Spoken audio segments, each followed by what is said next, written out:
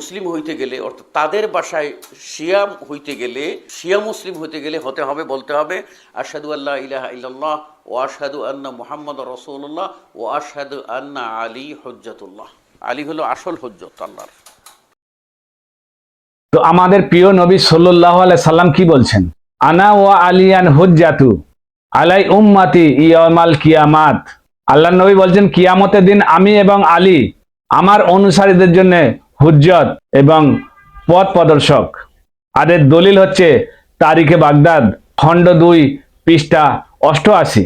আর এই আমাদের এই আহলে সুন্নাতের ওলেমা ভাষাকে পরিবর্তন করে শিয়াদের সঙ্গে দুশ্মনী করে শত্রুতা করে আর মওলা আলীর যে ফজিলত আমাদের কাছ থেকে দূরে সরিয়ে দিয়েছে।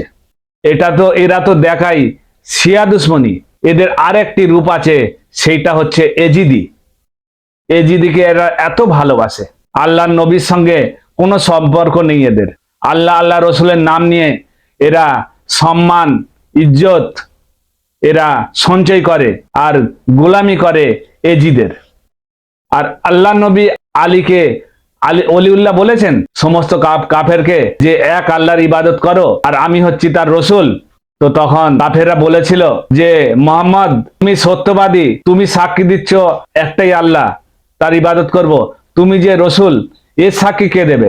তখন ওই আলী বলেছিলেন আশহাদু আন্না মুহাম্মাদান আবদুহু ওয়া রাসূলুহু, আমি সাক্ষী দিচ্ছি মোহাম্মদ আল্লাহ রসুল। তারপরে কাফেররা বলেছিল তুই কে? তখন আল্লাহ নবী বলেছিলেন আশহাদু আন্না আলিউন ওলিউল্লাহ।